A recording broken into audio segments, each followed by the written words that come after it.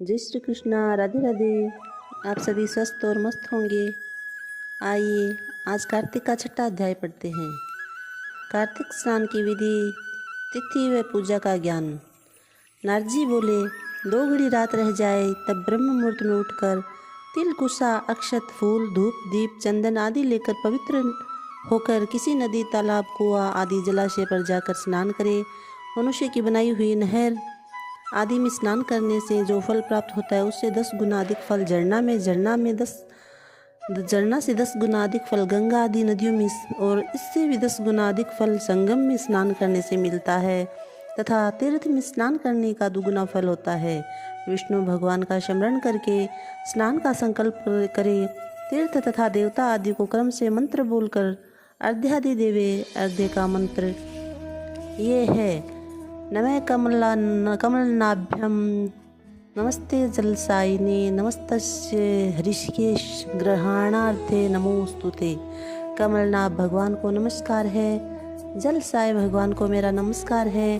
हे ऋषिकेश, तुम इस मेरे अर्घ्य को ग्रहण करिए, आपको मेरा नमस्कार है। मैं वैकुंठ, प्रयाग में और बद्रिकाश्रम में जाकर भगवान ने 3 पद स्थापित किए हैं। इस प्रकार मुनि, वेद और यज्ञों सहित विष्णु ने यहाँ पद स्थापित किए हैं। वह सब देवता हमारी रक्षा करे।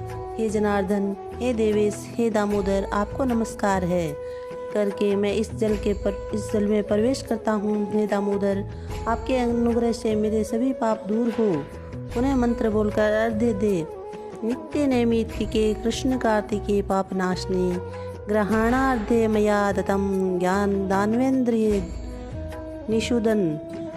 हे हरे, कार्तिक मास में व्रत धारण करके जो विधि पूर्वक मैं स्नान करूँगा सो मेरे अर्घ्य को आप राघव विधि सहित अंगीकार कीजिए। हे राक्षसपतियों के नाश करने वाले श्री कृष्ण, कार्तिक मास में दिए गए मेरे इस अर्घ्य को ग्रहण कीजिए। व्रत करने वाला पुरुष गंगा, विष्णु, शिव तथा सूर्य आदि का पूजन स्मरण कर जल में घुसे और नाभि पर्यंत जल में घुसकर विधि पूर्वक स्नान करे। गृहस्थी तिल और आंवले का चूर्ण बनाकर मलमल कर स्नान करे तथा विधवा स्त्री और सन्यासी तुलसी की जड़ की मिट्टी लगाकर स्नान करे। परंतु सप्तमी, अमावस्या, द्वितीया, नवमी, दशमी और त्रयोदशी इन तिथियों में आंवला और तिल का तेल लगाकर स्नान करे। प्रथम शरीर के मेल को साफ करे, फिर वेद मंत्र द्वारा स्नान करे। स्त्री सूत्रों को पुराण के मंत्रों से स्नान करना कहा है, वेद मंत्रों से नहीं। स्नान मंत्र त्रिधा भूदेव कार्यार्थ है, ये पुरा भक्त व भावन। स विष्णु सर्व पापघ्न पुनातु कृपया मात्र मामे। भक्त भावन, जिन प्रभु ने देवताओं के कार्य के निमित्त 3 प्रकार का रूप धारण किया था, वे पापनाशक प्रभु कृपा करके मुझे पवित्र करे। जो विष्णु की आज्ञा से इंद्र सहित सब देवता कार्तिक के स्नान करने वालों की रक्षा करते हैं, वे मेरी रक्षा करे। बीज रहस्य और यज्ञ सहित सब वेद मंत्र तथा कश्यप आदि सब मुनि और देवता मुझे पवित्र करे। गंगा आदि नदी, तीर्थ और सप्त सागर के 7 नदी एवं तालाब मुझे पवित्र करे। अदिति आदि पतिव्रताएं, यक्ष, सिद्ध, सर्प, त्रिलोकी की औषधि और पर्वत मुझे कल्याणकारी हो। व्रती मनुष्य इस प्रकार स्नान करके हाथ में पवित्र धारण करके देव, ऋषि और पितरों इन सब का तर्पण करे। कार्तिक के महीने में पितृ तर्पण करते समय जितने तिल तर्पण में होते हैं उतने ही वर्ष पितर स्वर्ग में वास करते हैं। तदंतर व्रती पुरुष जल में से निकलकर पवित्र वस्त्रों को धारण कर प्रातः काल के कर्मों को समाप्त कर हरि भगवान का पूजन करे।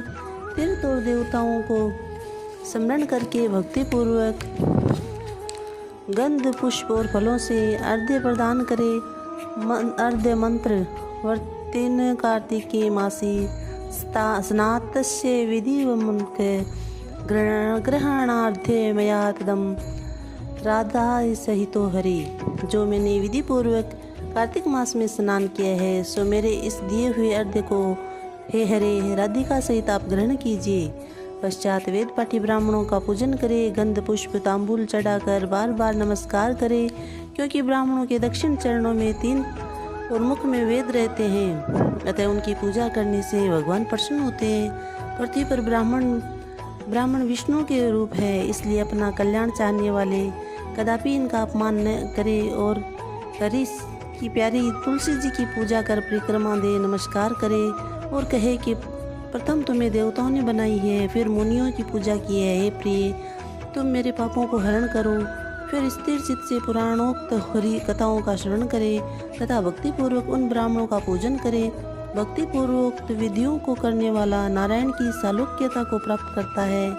रोग और पातक को हरने वाला, उत्तम बुद्धि, पुत्र, धन तथा मुक्ति देने वाला विष्णु भगवान के प्यारे कार्तिक के व्रत के सिवाय और कोई व्रत नहीं है। बोले श्री कृष्ण चंद्र भगवान की जय। जय श्री कृष्णा। राधे राधे। छठा अध्याय समाप्त।